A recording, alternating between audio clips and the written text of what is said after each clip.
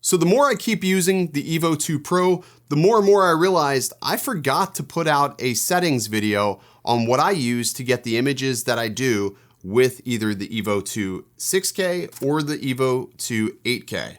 Let's get into it.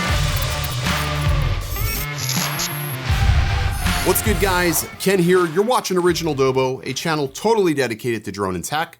So if that's your type of thing, you want more videos like this, hit that subscribe button. You won't regret it. All right, so I was going to take a little bit of a breather from YouTube, but I realized that shit just isn't for me. So with that said, I do want to go over some of the settings that I use on the EVO 2 Pro. These settings are universal basically between these two drones, the 8K and the 6K. So I'll go over my EXP settings and sort of what I use to get the images, whether it be from video or photos, whether you shoot videos just casually for YouTube or you're going to be using them professionally with clients. All right, let's jump into the settings. Alrighty, so let's go ahead and jump into the application first to go over some of the settings. And yes, a new firmware version did just launch. We'll get into that in another day, but for right now, I'll go through the camera configurations first. Alrighty, so I'm gonna start off with video first because I think that's what most of you will be using. So I'm gonna click on this bottom arrow down below. That's gonna access our quick configuration so we can get to the resolution, frame rate, and color profiles. Swiping all the way to the far left, you'll notice I have my resolution in 4K. Yes, I know that the EVO 2 6K can shoot in 6K and the 8K can shoot in 8K and 6K respectively. However, that doesn't mean it's going to be the best use case scenario, and at least for my workflow and probably many of yours, your computers may struggle with 4K as it is right now.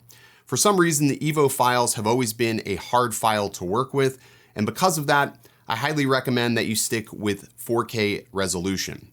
As far as frame rates go, I know I'm a big advocate of 24 frames per second, but with that said, I do like having added headroom on my drones when I do shoot video or photos, and because of that, I like to shoot in 60 frames per second. When I film at nighttime, I will drop this frame rate down to 24 frames per second. Now, one thing to keep in mind with the EVO 2 Pro and the 8K, that it shoots true 24. It's not 23.96 that you'll find on cameras. Because of that, if you are filming any sort of vlog style content like I do, you will need to interpret that footage as 23.96. So it's gonna knock some of the frames out just to make it an official 23.96. It's one of the things that I wish Autel would fix, but they haven't. As far as the codec goes, or I should say, yeah, the codec, I leave it in movie. You can choose MP4 or movie, and that's just the file extension. I use Max to edit sometimes, like when I'm traveling, so I just leave it to movie. It works fine on Windows as well. That's really going to be personal preference. Now, as far as exposure goes, most typically, I will always have this in manual. And when I have it in manual, this allows me the most granular control to make sure I can adjust my shutter and aperture and keep that shutter speed just double my frame rate, which if I'm shooting at 60 frames per second, I wanna make sure that's at 120. Now, we don't have ND filters available for this yet. We did go ahead and send some filters out to Freewell in which they are developing some ND filters. You're welcome. We should have those back pretty soon. They just made it to China recently. All right, so with that being said, I'm gonna flip this back over to auto and I'll explain here why. So I always get asked, well, what color profile do you like to use? And for color profiles, as of recent, I don't use any color profile with the EVO 2 Pro or the EVO 2 8K. If I do anything, I will flip this over to HDR by clicking the little HDR toggle, which allows me a better balance between my shadows and highlights.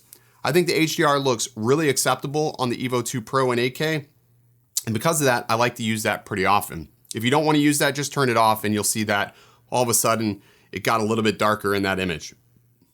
As far as aperture goes, this is going to be subjective. I will adjust the aperture depending on my scene. So if I'm dealing with nighttime, I'm gonna have the aperture wide open at f2.8.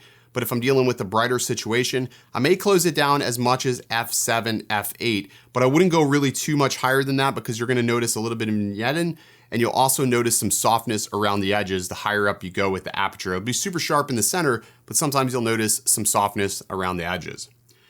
All right, moving on to the white balance. You'll notice I have my white balance set to 5700 Kelvin. And the reason why I do that, I always felt that the white balance, the auto white balance on the EVO, even the EVO 1, was just a little bit too warm. It had a very yellowish tint to it. So because of that, I like to set my white balance manually, and if at all possible, I will pull out a gray card, a color card, and hold it in front of the camera prior to taking off just to make sure I get the most accurate color that I possibly can. It's an added step. It's not super convenient when you are working with, a client, but it does ensure that when I get it back to post, it's good to go. Leave it in automatic focus. I don't ever use manual. It's always automatic 100%. I think most of the color, or I should say most of the focus issues have been resolved on the EVO 2 Pro and the EVO 2 8K, so you don't have to really worry about that too much. All right, color. Here's where I don't use log. I'm gonna flip it over to log just to show you. Log is super flat, and for some reason on the 8K and 6K, it's just really hard to color grade. I don't really notice a big difference as far as color and dynamic range. I think it's just added work that you don't necessarily need. The other thing is right now, I'm not getting any sort of 10-bit color out of this. It's 420 on the color spectrum. As best I can see when I import it into Premiere Pro, it's showing me full range color, and it should be 422, which is 10-bit. And the difference between this, and you're probably like, well, I don't understand 10-bit versus standard full range. You're getting way more color to work with, and the chroma subsampling per pixel is better on a 10-bit image than it is on an 8-bit image, and you can push those colors further without causing degradation to the color or the ranges within the image, such as blues. Blues are a huge issue on an 8-bit camera, especially Sony cameras. Sometimes if you push it too far, you'll notice there is banding and artifacts in the image, and where a 10-bit image, you won't notice that as severe. You'll have to push it a lot further to break apart the image. I'll definitely need clarification on this because as of right now, they are advertising 10-bit on their website, but yet it's not actually shooting 10-bit. I don't understand that. I have shot in H.265, which is the video codec, the high efficiency codec for all of my shoots, and still no 10-bit images, so I don't know what's up with that. There are some other color profiles on this camera, like black and white, nostalgic. I never ever use them, and I could care less if they ever went away at all.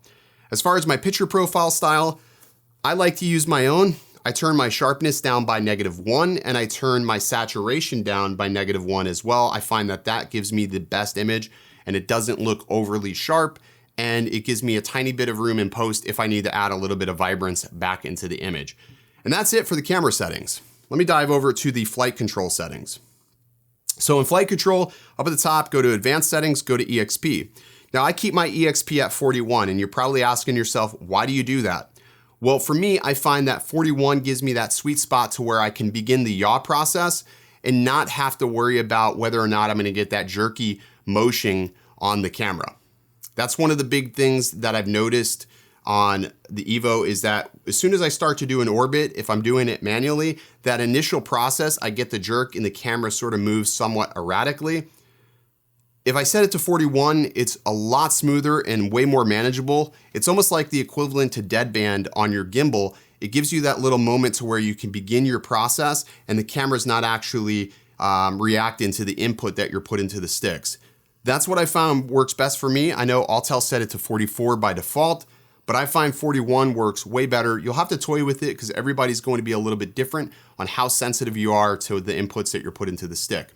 The last setting I want to go over is the gimbal. I set my gimbal sensitivity to 45. This allows me really smooth motion as I'm panning up or down. I also turn on the gimbal pitch to be extended upwards to 30 degrees.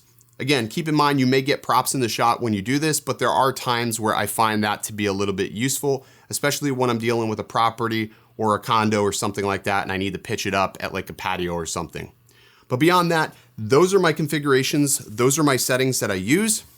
And I've gotten great results with the EVO 2 and the EVO 2 Pro. And I've been using the EVO 2 Pro basically exclusively this past week, since obviously I've had a lot of issues with my Mavic Air 2. Recently, I haven't really felt all that comfortable using it on client shoots after having it go down on me while I was working with a client. I still plan on talking about that issue particularly, but I'll wait for another video to even divulge or talk about that.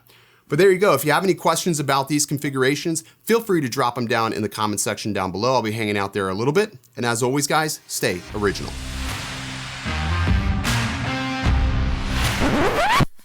All right, so today's stupid comment comes from Carlos Polo. Carlos, how you doing? He says, YouTubers trying to make DJI look good. I guess they get free drones or get pay. That's why we cannot trust reviewers anymore. Well, last time I checked, I've destroyed 2 Mavic Air 2s, Carlos. And neither one of those situations makes DJI look all that great. Number 2, I don't get drones directly from DJI. I get my drones from DroneWorks. And Zach, the owner, lets me say whatever the fuck I want. And I do that. I do whatever the fuck I want.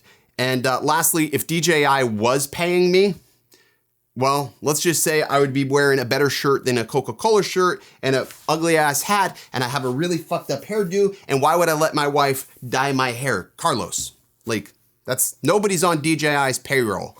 DJI can barely pay their employees. That's a fact.